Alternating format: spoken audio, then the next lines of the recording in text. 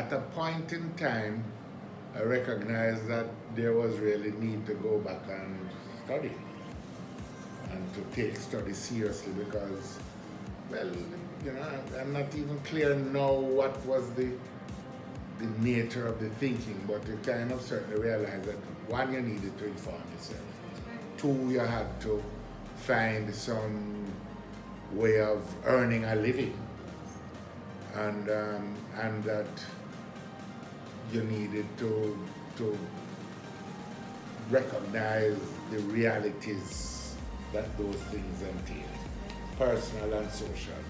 So I then decided to get a job, but it was not an easy thing because we were viewed as being radicals and kind of excluded from employment opportunities in various places. Today we're going to be having a conversation with Dr. Peter Phillips, and I'm going to be sharing some information with you that I gleaned from the Jamaica Information Services website. Dr. Peter David Phillips was elected President of the People's National Party, PNP, on Sunday, March 26, 2017, and was sworn in as Leader of the Opposition on April 2, 2017. These appointments to public service in Jamaica are the most recent in his distinguished career, spanning government, politics, and academia. Dr. Phillips, the Member of Parliament for the constituency of East Central St. Andrew since 1994, and a former leader of government business in the House of Representatives, has served the people of Jamaica in several ministerial positions. As Minister of Finance and Planning from 2012 to 2016, he is credited with having presided over the most fundamental positive reform of the Jamaican economy. With international benchmarks monitored by an invited national broad-based oversight group, the Economic Reform Program (EPOC), he led and lowered the national debt as a prerequisite for economic growth and sustainable development. At the same time, it ensured a robust system of social protection for the most vulnerable people. In recognition of his game-changing stewardship of the Ministry of Finance and Planning, Dr. Phillips received the 2015 Man of the Year Award from the Greener Company, bestowed for exemplary public service. His achievements were reflected in positive economic indicators for Jamaica, including inflation at a 48-year low, high levels of business and consumer confidence, improved credit ratings, and significant advances in the global ease of doing business rankings to being the top country in the Caribbean for doing business in 2015. During his tenure as Minister of National Security from 2001 to 2007, Jamaica recorded huge successes in reducing illegal narcotics flow and saw significant reform and modernization of the security forces. Dr. Phillips holds firmly to the view that national security can never be based on the curtailment of fundamental human rights of the people or the exercise of violence by the state. While serving as Minister of Transport and Works from 1998 to 2001, Dr. Phillips brought great courage, thought, and ability to tackling the intractable challenge of reorganizing and bringing order to the transport system in the corporate area while improving services island-wide. The creation of the Jamaican Urban Transit Company, JUTC, the introduction of a regulated route taxi system, along with the rehabilitation of the road network across the island were among the major successes of that period. Dr. Phillips was Minister of Health between 1995 and 1997, and in that capacity led the comprehensive reform of the health system, ensured the expansion and upgrading of several hospitals, and introduced the Drug for the Elderly program to subsidize medication for seniors. In his role as Minister of Special Projects in the Office of the Prime Minister from 1991 to 1994, he led the Caribbean community teams for major trade negotiations, including with the United States and Venezuela. Dr. Phillips's work has been outstanding since his first appointment in government as a senator and Minister of State in the Office of the Prime Minister between 1989 and 1991. He spearheaded the privatization efforts of the government, including developing the framework for airport divestments and chaired the task force responsible for the development of more than 20,000 homes and social amenities in the greater Portmore community. During this assignment, he also developed policy for microlending, project financing in constituencies, and laid the foundations for a major land and housing program. A graduate of Jamaica College, Dr. Peter Phillips earned a Bachelor of Science degree in Economics and a Master of Science degree in Government from the University of the West Indies. He is a Ford Foundation Fellow and completed doctoral studies in International Political Economy at the State University of New York at Binghamton. He was also a Fulbright Scholar and has done studies at the University of Florida at Gainesville. These qualifications led him to a distinguished career in academia prior to entering Parliament. In his teaching career, he was lecturer in the Department of Government and at the Consortium Graduate School at the University of the West Indies, Mona. During that time, he published extensively on Caribbean development issues. Dr. Phillips served the People's National Party as Vice President from 1999 to 2008 and as General Secretary between 1991 and 1994.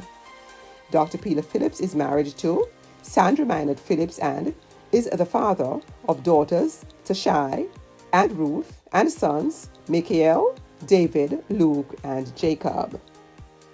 Good day, Dr. Phillips. Good day, how are you? Very well, thank you. Thank you for granting us this interview. The objective of this interview series are twofold: to provide a documented account of how great leaders have achieved success, especially in the Caribbean, and to provide a leadership blueprint through a form of indirect mentorship for the development of the next generation of leaders. Sir, your life provides a blueprint for future generation of leaders to learn how they can attain phenomenal success through discipline, integrity, focus, and hard work in spite of obstacles. I would be delighted if you could share with our viewers for the next 45 to 60 minutes a little of your life story, some of the challenges you've faced, and how you've overcome these challenges to attain success. The first segment, we're going to be doing an introduction, and you're going to tell us a little bit about yourself. In the second segment, we're going to be looking at challenges faced and overcome. In the third segment, we're looking at mentorship. In the fourth segment, we're looking at your path to success.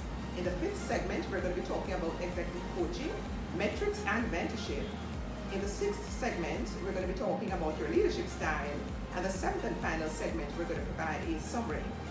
So my first question to you this morning, Dr. Phillips, please provide a summary or synopsis of your life from boyhood throughout your professional life to where you are today. Well, I consider myself a Manchester person. My family comes from the hills of Manchester. Both sets of my grandparents were Manchester people. My paternal grandfather was a small farmer, and my paternal grandmother, my father's mother, was a primary school teacher, having trained at Shortwood, graduated in 1916, I believe. And in fact, at Shortwood, in her same year was my maternal, my mother's mother, who was also a primary school teacher. And my grandfather, my mother's father, was headmaster, was a teacher also. And I knew him after he had retired, but was at Middlesex in Manchester. They lived in Shudley. That's my mother's parents, Shudley, just outside Christiana. And my father's family comes from Blue Mountain, just outside Belfield, again in central Manchester. So, you know, Manchester is really the heartland for us, and I think there's a lot special about Manchester in terms of the perspective. One of the things about Manchester, not sufficiently discussed, was that it never had sugar. well, it did have the enslavement of African peoples, but the large sugar estate, which had the most severe conditions of enslavement and a punishing attitude because of the sheer disproportion, the inequality in the numbers, small European population, large African population, which was kept in check by just the application of brute force and deprivation. Manchester was a place that had smaller scale operations organized around coffee, cattle, and others, and the average size was in the teens and 20s. And there was a much more domestic kind of relationship between the masters and the enslaved in that area. And I think that it helped produce a lot of independence, and there was a lot of transfer of lands and people and in the freedom. So it's not accidental, I believe, that a Norman Manley and a Thomas Manley, his father, were also people coming out of Manchester, sought to develop after slavery, after sugar fell in hard times towards the end of the 19th century, sought to develop different economic activities, both in the agricultural sector and in other areas. So Manley, Thomas Manley, young man's father, was very much involved in citrus exports and trying to deal with that and create a different platform for Jamaica's economy, which was not linked to sugar. And eventually in the eastern part of the island there's a lot more bananas, etc. But I think it gave rise to an interest in education, independence, social autonomy, and in creating a world away from slavery. And among the things that were caused by this was a great commitment to education. And it's not accidental that you have this wealth of institutions in Mandeville, churches, teachers, college, McCarthy, Bishop's High School, the Manchester High School, and in the general area of Bethlehem, and St. Elizabeth, and then the Monroe and Hamptons and others around there. Hopewood, later on up in Christian area. Knox, there was Knox College. West Indies College, and which became. So there was this kind of tradition of education, preoccupation. My father was a Michael man. My mother went to high school. My father, his sister, only sister, went to Shortwood also, in the tradition of her mother. And his only brother went to farm school, which, as it was called, which would be now Case, College of Arts, Science and Agriculture, but it was farm school at Coke Gardens. Yeah. And that was their tool. My father eventually, out of Michael, pursued a degree, became lecturer at Michael College. My father was Michael College, and then did an external degree with the University of London, and then did graduate work there also, and which resulted in him completing a PhD studies and becoming, at the end of his career, his first job, graduated from Michael, was as headmaster of Tollgate School. Very strong background in education. Yes, Awesome. and he retired as professor of education, educational psychology at the University of the West Indies. So I'm an only child, Yeah. Wow. and And question of education was definitely, and the need to develop your talents was always a central feature of life. I think because it was recognized not by him and the whole generation that the thing that couldn't be taken away from you and the route to both personal fulfillment and national development lay through education. And he was very much a nationalist, patriot, and believed that any achievement that one was able to achieve, whether by way of your studies as he did, or and encouraged me to do, but that ultimately you had to recognize that the society as a whole contributed to it, and that you, by virtue of that, had an obligation to contribute to the development of the society and to national development. Thank you, Dr. Phillips.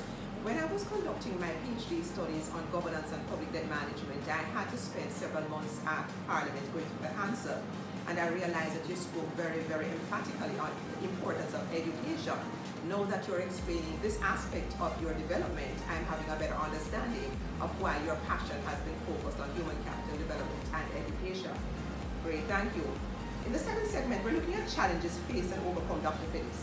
Please highlight for us a few of the major academic, social, professional, or other challenges you've faced in life which could have derailed your success.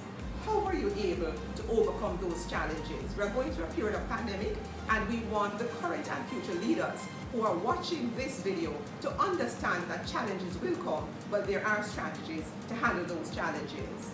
First of all, I think that regret about anything that has happened in life really is wasted emotion.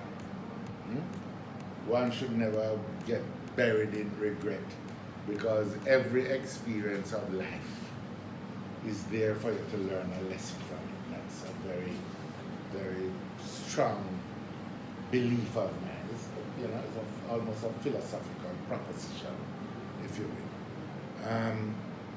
That, and going through life, I mean, there have been challenges. When I went to UWI, it was a period of great upheaval. We were coming out of high school. I went to Jamaica College. I went to UWI, it would have been 5 years after independence. The preoccupation of the whole generation was how are we going to make Jamaica develop.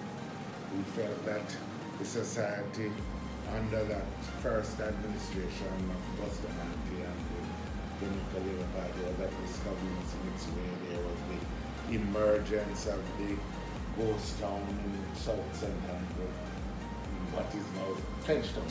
So going to UWI, I certainly had a deep interest in just what was happening in the society, but it wasn't unique to me. There were lots of other friends of mine who had left Jamaica College at the same time. We had people at the university who were there before, who also had this interest. As you can see from the names, all of these people have been involved in public life and public service in various ways. So I was very much involved, along with a number of colleagues, with Walter Rodney. He was banned in October. We were part of those protests. And as a consequence, I spent, the better part of the rest of my undergraduate years really in student activities, in student protests. Both in the protests at Rodney's banning, and following that we were involved in things like a bang. We produced our own newspaper and magazines on the campus. We were going across the country, lecturing and participating in general societal dialogue and reasoning.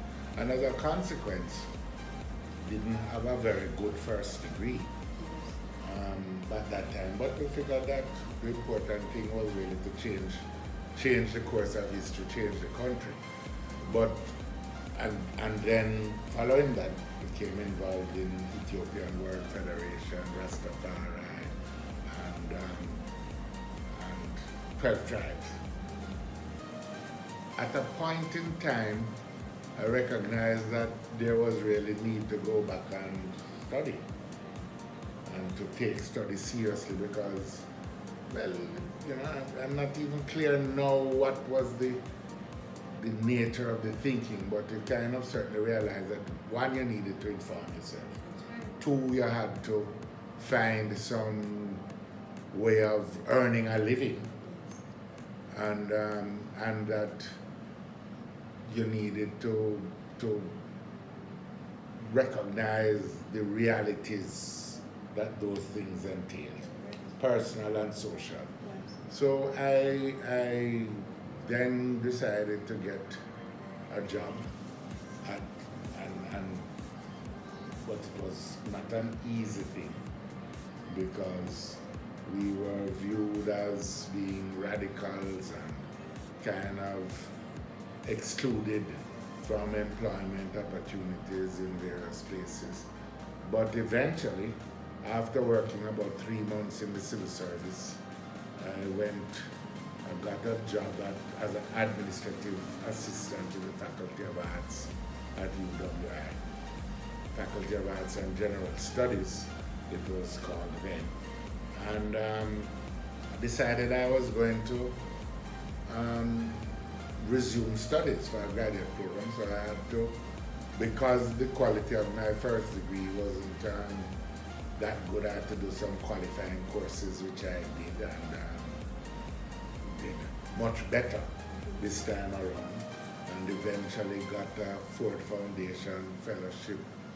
Well, left the Faculty of Arts, went to work with Carl Stone in the Faculty of Social Sciences at ISA, which had been the faculty in which I had studied.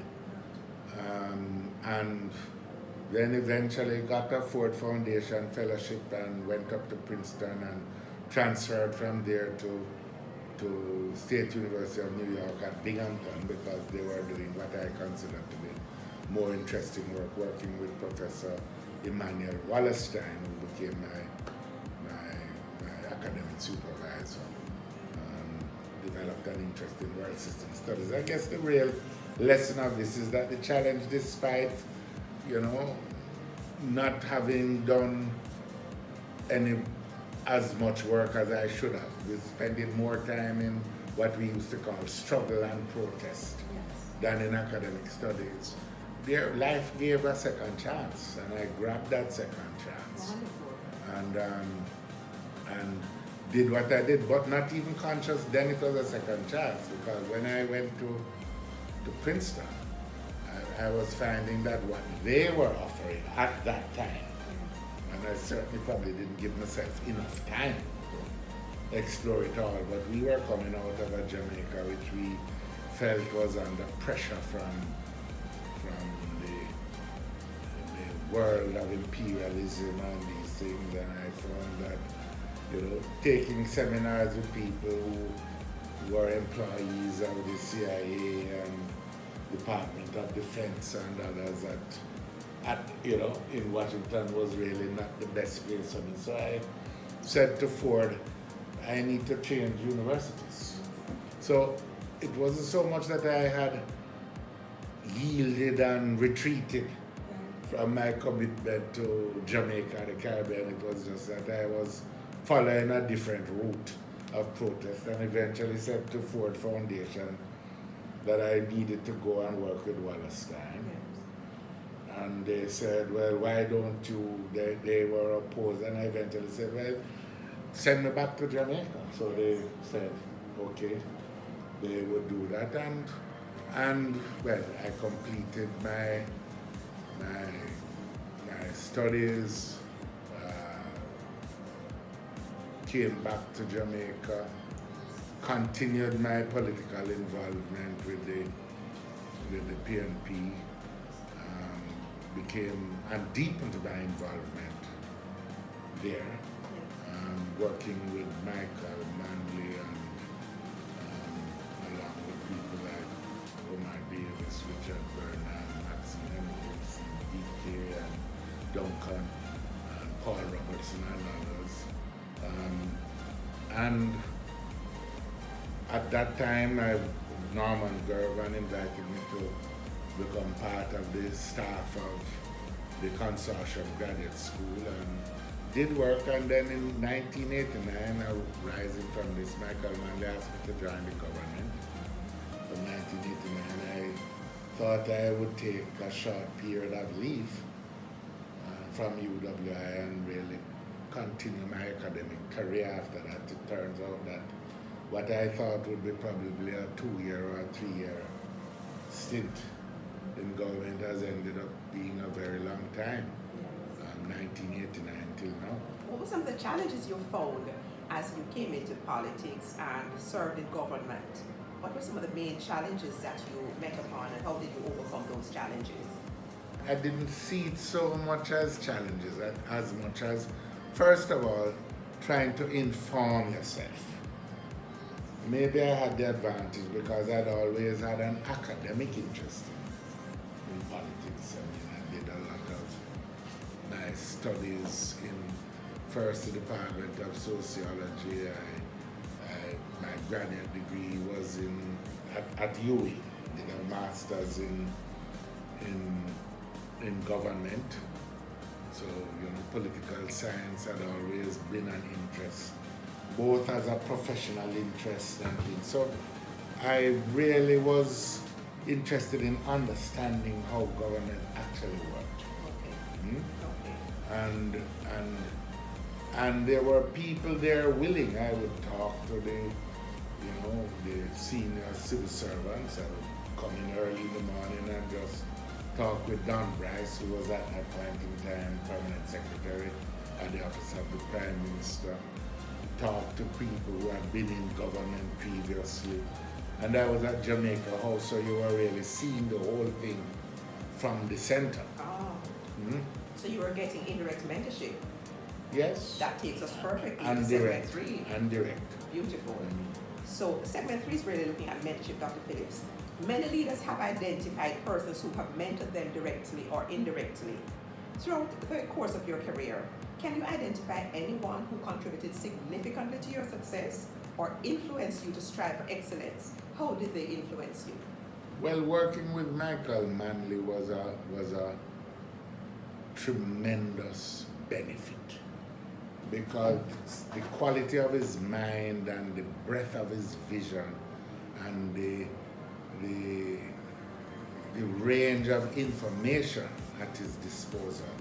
It was like being perpetually in an instruction session. And he also wasn't afraid to give you responsibilities.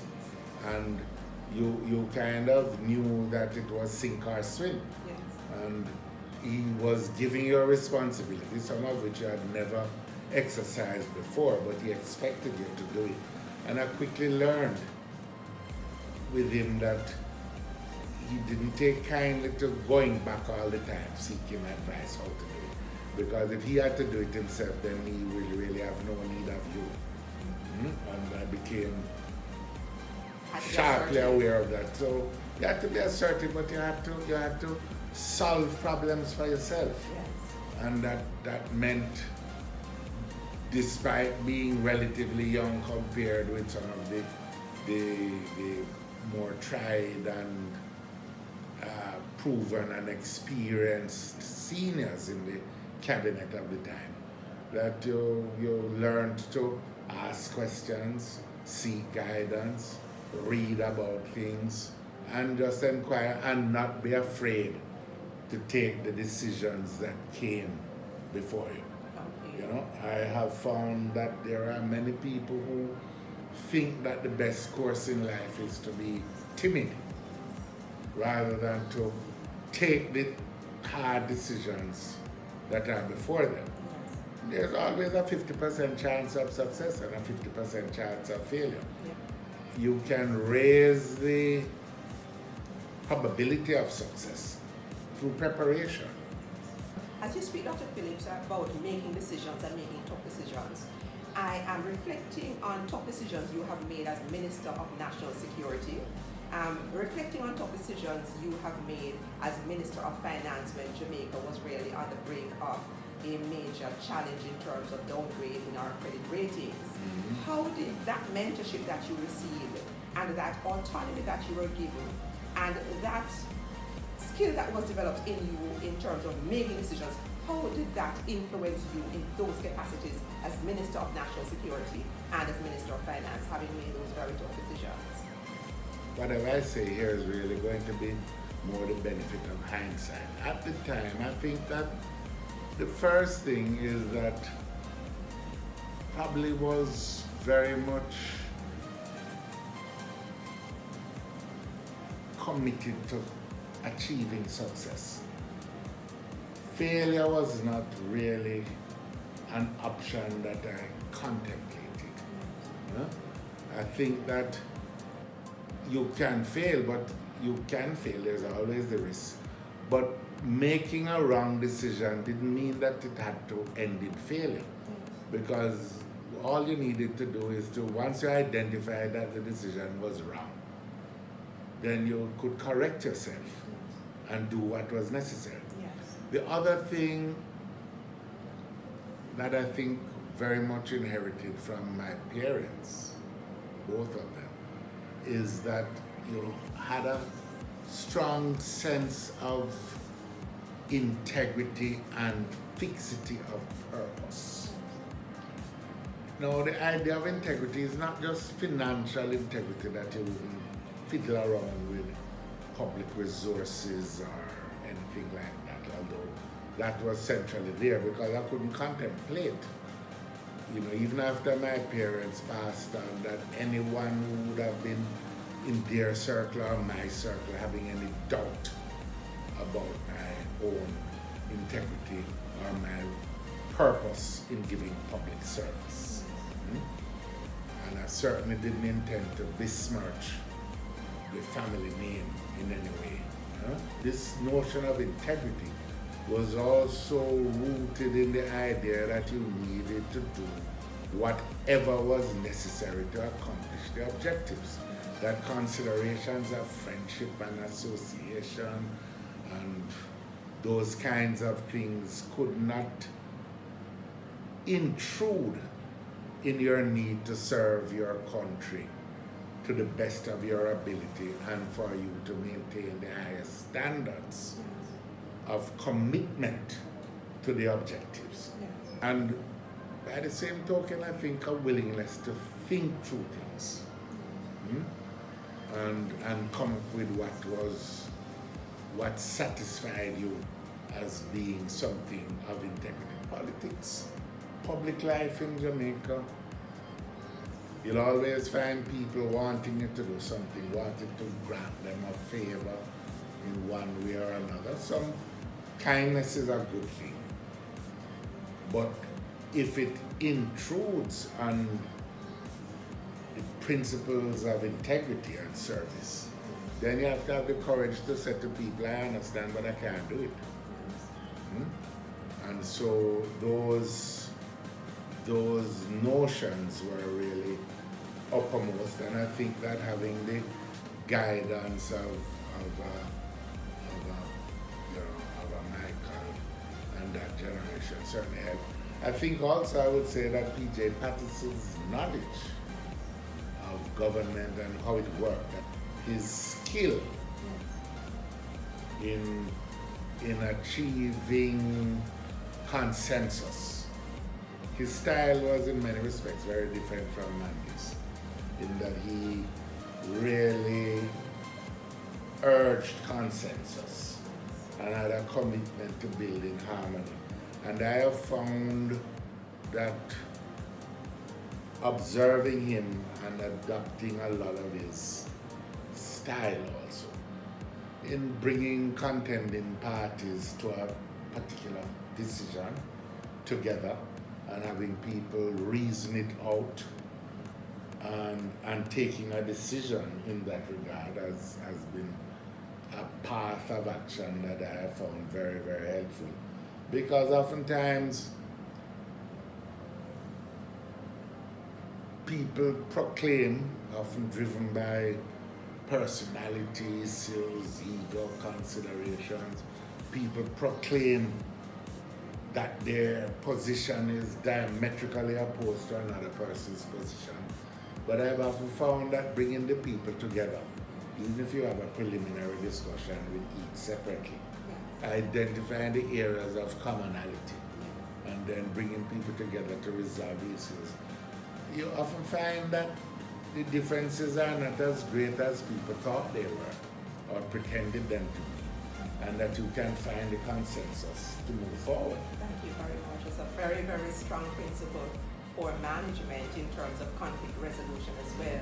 Thank you, Dr. Phillips. My next question, we're looking at path to success. What were your main strategies to achieve success?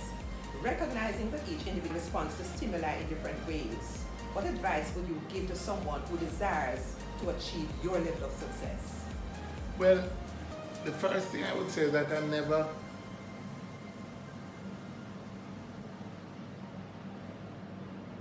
yes, I guess this search for success was a consideration in my life, but success more in the sense of achieving the tasks that were before me. I never said that, if I do that, then I will become X or Y. I've never been driven that way, and in fact, in almost every position that I've achieved, I had no contemplation, for example, of being General Secretary of the party, but was approached by Comrade Michael Manley and Comrade P.J. Patterson when Paul Robertson indicated to them that he wanted to demit office, who came and said, well, we think you would be a good person to assume this office. Up to that point, I had no thought of the matter. I hadn't even had thought of being a minister of government when I was working in the party in the 70s and doing things like political education, etc. Until again Michael Manley came and said, I would like to appoint you as senator, and you think I never had a thought of it. But I've always looked at the tasks that are before me and said, I guess you could say probably fear of failure more than search for success. Or a desire not to fail at the task. And that was probably something as instilled in you like from the days you were taking O levels and A levels. But you didn't know, or even in first form or second form, you didn't know. I didn't know I could go home and say I had failed at it. Or put it this way, even if things I failed at, I was filled with trepidation at the thought of failing because you are going to be disappointed. So it was more the desire, and in doing it, I learned some critical lessons. One, I've said it before, preparation. When I give an example, at a point in time I had been at Jamaica House from 89. I then went into General Secretary, worked, served as Minister of Special Projects, but all in the office of the Prime Minister. At a point in time in a discussion with the then Prime Minister, P.J. Patterson, I said, well, he made an offer or an instruction, how they look at it, since you really don't disagree with Prime Minister's much, to be Minister of Health. And as I said to him then, I have contemplated many ministries that I would like to serve in. Training has been in other areas, international relations, other things. I've been in political economy. So things like commercial and other things were very much. I said the one area I had never considered was health. Never thought of it. Yeah. Well, as I said, that was what was on offer. So having never studied it, never known anything about it, I set out to inform myself in the 3 days or so before I actually assumed office. to know as much as find out as much as I could find out. I called folks at the World Bank, called folks at the IDB, called people in the Ministry of Health, called people at the university who were experts, locked myself away at my house and studied the sector. So at least at the outset on the Monday morning when we were to take up responsibilities or whatever morning it was, I had some idea, even if it needed to be refined, what were the issues and the challenges in the sector. So I'm hearing the importance of prior preparation. Prior preparation. Thank you Know so much. what is going on. Thank you so much. And that you have to do that. Then the other thing is to basically share your perspective with the team that is going to implement, which is the staff of the ministry, in the case of government, the senior staff of the ministry. Share your views and listen to their views. And I emphasize listen to their views, because you will have to adjust your views in the face of persuasive views that differ with yours. And I emphasize persuasive. Don't be afraid to argue your position. And most of all, encourage. One of the great dangers is that people will be inclined to accept your view because of the office that you hold. You have to encourage people to be frank and open. Encourage them to disagree. Because there is nothing that I found more dangerous and threatening to your success than the prospect that people would see you hurtling over the precipice and not tell you because they were afraid to disagree with you or tell you something that you might find unpleasant. So in positions of authority, and especially where authority is very powerful, like in ministerial position, you have to put your staff at ease. And I found throughout life, really, and it's a lesson learned from both Comrade Manley and Patterson. But from the earliest days, Michael Manley would have a staff meeting of the key moving parts of the Office of the Prime Minister. Ministers and permanent secretaries and special assistants had equal status in that meeting. Everybody was free to talk your mind. And in a sense, in the tradition of the PNP, I guess the notion of comrade had meaning there. But even with the civil servants who were not part of any party commitment, but their right to speak. And it is a model that I have carried throughout all ministries and into the party. That everybody talks, and in the end you allow the different views to contend and arrive at decisions, and they have to, you need to persuade people. So it's not your autocratic leadership that is a recipe for disaster, because you will find that there is very little candor from people. People will begin to tell you what they think you want to hear, and you will hear the things that you need to hear in going forward. But so you have to persuade, as I was saying, the second task, clear your own mind, have a pathway forward, persuade people, share that vision, refine the vision on the basis of this kind of dialogue with your senior staff members,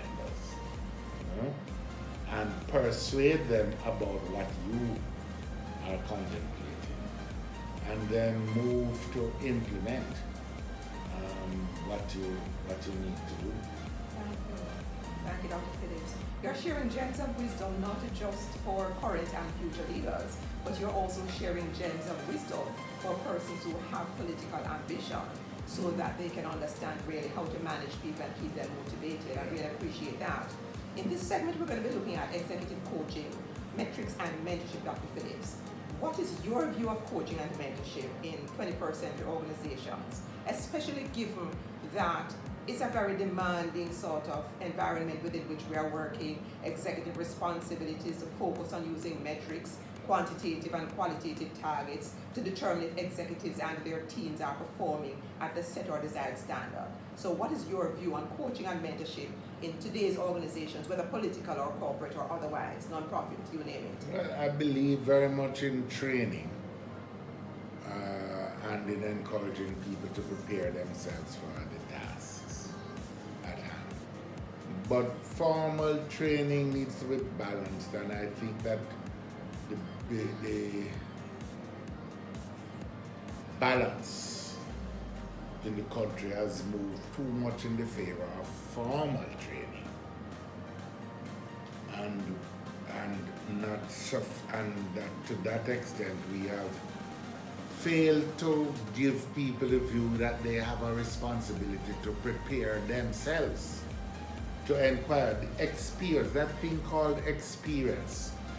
And experience not just because you were there, but experience reflected on, analyzed, contemplated about. That can give you insight into where you made errors, what lessons to be learned from your experiences in management, and how to adjust your style. Is not enough people do it, in my view. And that those who do it are usually the more successful, the most successful. So I think that, and mentorship, again, Comrade Manley, Michael, used to send you little notes and letters from time to time, just giving you a view of how you have performed. Or I would sit you down and talk about it. Not in any big formal way. You might be in a thing and with loyalty to your staff. But loyalty in your staff doesn't mean covering up foolishness or misconduct or malfeasance or so, but loyalty to your staff. Not to embarrass people, being sensitive to their own emotional needs and that. While of course demanding levels of efficiency. I think in many respects too many people are satisfied with suboptimal performance. And people need to be encouraged to be the best they can be. I think it's one of the things that upsets me tremendously, the complacent.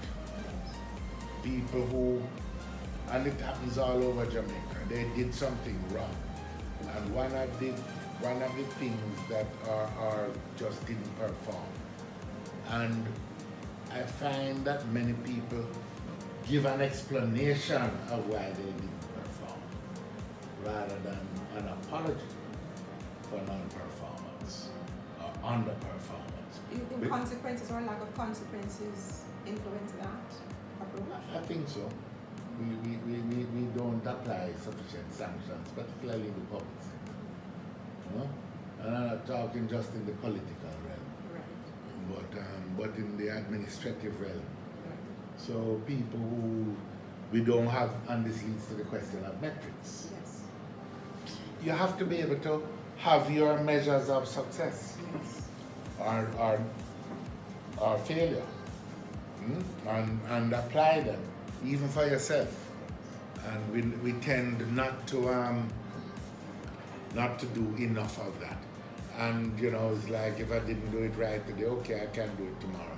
That's not the way you're going to develop as a country. People are not going to tolerate your underperformance. And in that regard, I think my stint in North America at graduate school helped me in many ways. I remember, in Jamaica sometimes when rain set up, people call in and say, boy, it look like a very rain can't come. Sometimes, I think we're growing past that. I remember ahead of a snowstorm in upstate New York. A big snowstorm. I called into we were having a meeting, we have a research group in the department that I was in. Called and said, well, it's snowing outside. Major snow. Are we still having the meeting? And the professor on the line said, has the governor of the state declared a snow emergency and cancelled all activities? If they haven't, then everything else goes on. Is it your purpose? Huh? Yeah, so you need to do that. Another occasion, they were asking to write something, bring it in on the Monday, and a group of us went and said, but this is a serious topic, we can't do something on Monday. I know that is only 72 hours, so I'm not expecting you to bring something that takes 2 weeks to write in 72 hours. But there's no excuse for not doing it. So you just learned gradually that there was no excuse for not doing what you had to do. And that you had a culture which didn't tolerate excuses. I think a lot of what we have to do is to build that. Of course, you need to take account of the relative efficiencies of the society as a whole, the environment that sometimes impede you.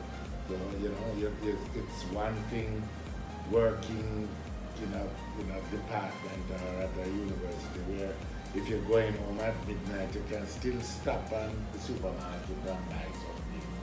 There's a low crime environment. You don't have to fear you can drive at any hour and do the things, and that was the case. So people do it, but learning that you need to do what you need to do. And find a way, and that no excuse was acceptable. But you need to make it happen. If we could get that attitude all through the society, many people have it. But if we could get that, I remember what I mean about culture. Up there, I had a plumber who came to the apartment to fix something. And I hadn't seen him, came in, there was no water running, and I called him and said, what happened? No water. He said, but I left a note, which I had not seen, left a note and all that. But what struck me, he was offended to think that he would have left the job in any way, shape and form unfinished. That was an insult to him, and he thought I was in fact insulting him. I apologize. But I've had experiences with various people working, and I say, the thing not working, and I'm like, all right, bring it come. Huh? But no word like, well, it's a trial and error operation. We have to fix that notion where you say, this job is mine, I will check it 1,000 times. Whether it is putting up the microphone for a seminar that you are going to keep, and the person who is organizing is not going to wait, and when you start to speak, you hear that the mic is not working. But that they would have checked it before. That they would have ensured that there were sufficient of whatever, lunches, seats, people, ushers, that it was all gone through before. So there was no risk of failure. I'll give an example. I remember I worked at the UWI as a faculty member before even going away. Now, there were many occasions when you were to pick up a check from the relevant department of UWI. You would go first and say, not here, second time, not here, come back 2 o'clock, come back tomorrow morning. Regular experience. my place, not blaming UWI, just talking about culture. I was on a fellowship for 4 years, and a check came at a particular point in time to me when I was at university, from Ford Foundation to the university. One day in the 4 years it was not there one time. One day. And when I went for it, it wasn't there. The head of the finance department, and I'm just a graduate student, came out to apologize to me for it not being there when I turned and said, come back another time.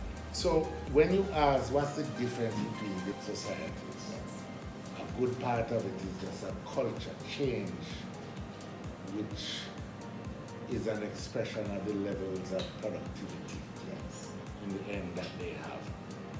And in the end, it's not so much sanctions that you put in, although that is part of it.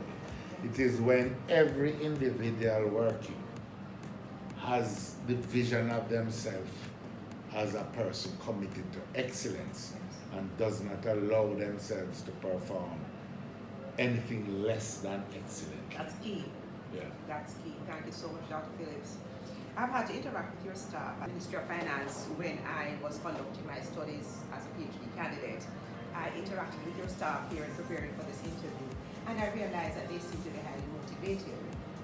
What specific strategies and leadership styles have you employed in managing people since your first leadership role? How effective was each strategy? Did you have a need to change the strategy? If yes, why did you decide to change the strategy? So I'm going to be asking the questions one by one so that we can get a feeling of your leadership style, although we have gotten a feel based on what you've shared so far already in the interview. Well, I demand pretty high standards, and oftentimes staff will think I am very miserable in demanding it, and I would confess that I can be in that regard. But I also try, usually after the event, to express greater levels of tolerance and caring, so people know that it was not about them but the standards. So that, I think, is certainly one of the issues. Demanding and oftentimes trying to share. I don't do enough of sharing my perspectives, and that is what will make it come across as being kind of just intolerant. Because you expect people to think more about what they are doing. And even the routine, if you're going into a discussion, like a meeting with some people, or negotiation, again, some of the things, you learn that you need to think it through. You know, you spend the time thinking, what is the first thing I am going to say? How am I going to put these people at ease? How am I going to lead the meeting to identify the things that we need to do? And I find that too often, people doing the support things don't think, less thought, more action. I would like more thought. They don't have to do it over and over again. Yeah, efficiencies of action. So that you're really not there. If you know you're going to call somebody to get some information, then it is easy enough to have the pen and paper before they tell you. If you thought it through, rather than say, hold on, let me find a piece of paper, and you have the people, because they are busy people too. That's right. That's right. You know? How did your team respond to the changes that you have had to make from time to time in terms of your strategy? How did they respond? I think I've had people in this office here, who have worked with me from 1971. Wow. wasn't in government then, I was at the University of West Indies, and they were, I left it, and then they went to the civil service, and when I came in, they have been in 89, they started, and they were in, the first thing I had to do is recruit staff. I was asked to head the policy review with that office of the Prime Minister.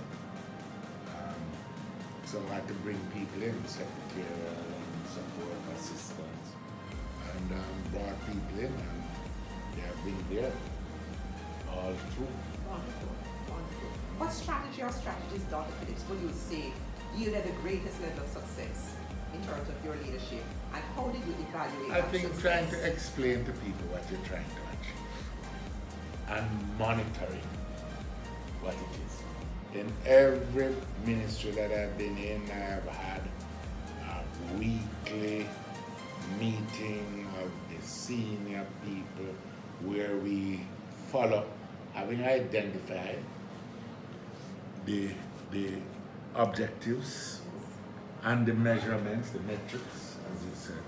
We keep track every week and sharing that and having everybody come together and talk, even if you have to listen to the other person, so that the team as a whole knows as much about the whole picture that you need. So I'm hearing a lot in terms of communication and accountability. Communication, accountability, and open transparency. Thank you so much. Thank you so much, Dr. Phillips. We're in the final segment. This segment seeks to summarize your experiences in life and leadership. What would you say were the high points in your career? And what advice would you give to aspiring leaders who desire to become icons or role models or mentors in their own rights? First of all, maintain the highest standards possible for yourself. Integrity and in the performance of your tasks, that you're not going to flinch or settle for second-rate performance if at all you can avoid it. Set the highest standards for yourself. Secondly, be loyal to your staff. That doesn't mean that you're not demanding. It means that you're not duplicitous.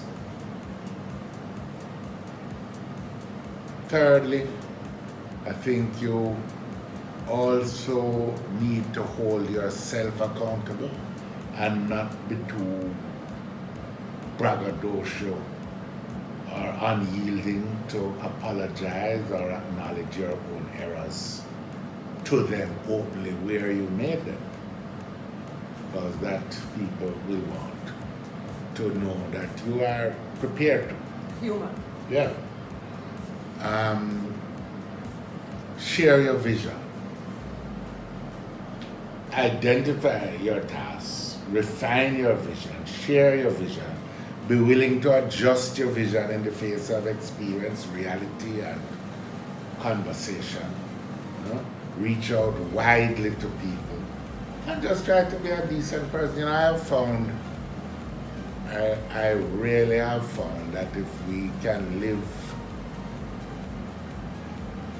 the best recipe for success is to be found in the precepts of the Holy Bible and its guide. Yes. And you know, we all fall short, but Yes. if you try to be guided by loving your neighbor Wow. and integrity, and lack of stealing and just honesty, tolerance, all the virtues, that if you guide yourself by those things, you will achieve success. Wonderful, wonderful, wonderful. Thank you so much, Dr. Phillips, for granting this interview today. We thank you. You're really touching the lives of current and future leaders.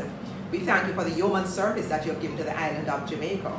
We know it must have been difficult for you to make the time to grant this interview, which has coincidentally fallen in the middle of an election season. Prime Minister Andrew Holness, Dr. Nigel Clark, along with other leaders locally and overseas in the private and public sectors, have been invited to participate in this interview series and provide a blueprint for the next generation of leaders. Our young people globally need to be inspired to know that challenges like a pandemic we are facing will be overcome by the strategies you and others will share over the months ahead. We invite our viewers to follow and share this interview with others who may be inspired to remain resilient and attain success even in the face of challenges. God bless you.